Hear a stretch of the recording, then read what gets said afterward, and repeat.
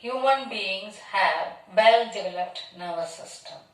Plants does not have a nervous system to respond to the stimuli.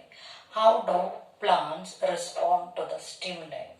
Seeds which is germinating, that stems moves up, roots which moves downwards. And if you touch a mimosa plant, the leaves that bends, all these they are responding to the stimuli. How plants respond to the stimuli? That is movement of plants in order to respond to the stimuli, which is called tropism. There are 4 different types of tropism: phototropism, geotropism, hydrotropism and chemotropism. Now suppose if you keep a plant inside a dark room, and when it grows, if there is little light, the branch moves towards that. It is responding to the stimulus light, which is called phototropism. Photo means light. That is, plant is responding to the stimulus light, which is called phototropism. Now the roots are moving downwards, that is towards the gravity, which is called geotropism. And suppose if there is more water, that is water wherever it is available, the roots will spread to that side. That is called hydrotropism.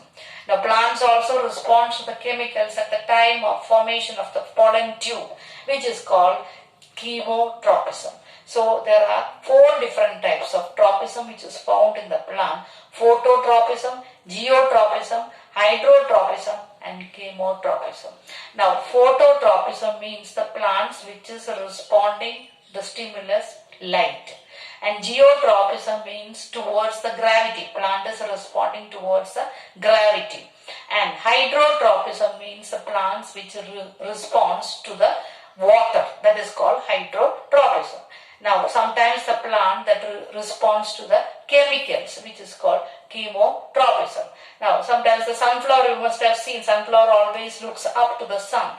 It is called photonastic. It is responding to the light. At the same time, this mimosa plant, touch me not, when you touch it folds. That is also, which is called the thigmonastic movement. So these are the different types of tropism which is found in the plants.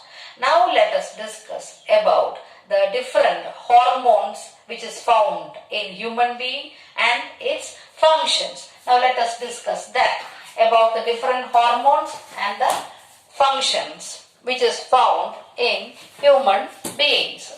Now let us see that.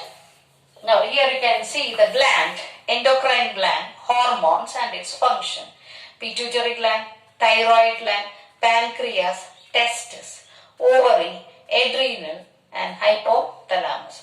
Now pituitary gland, which gives growth hormone that stimulates the growth of all organs.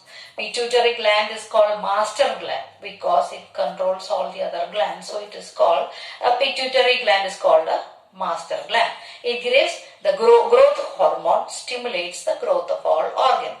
Now thyroid gland which produces hormone which is called thyroxine. It regulates the metabolism for the body growth. Now this thyroxine, that is, if thyroid gland which fails to produce thyroxine, the throat part, that is grow, and that disease which is called the goiter, and iodine, it's due to the deficiency of iodine, that is thyroid gland fails to produce this hormone thyroxine. Now pancreas produces insulin, and it is that insulin hormone that regulates the blood sugar.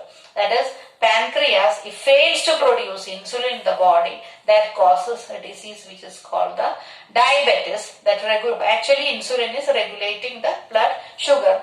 If it fails to produce insulin, sugar level will go high in the blood.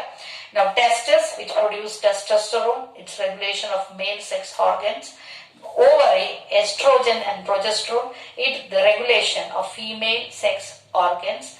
Adrenal gland, this adrenal gland which is called a gland of emergency, it is also called flight or fight, and it produces adrenaline, that is regulation of blood pressure, etc.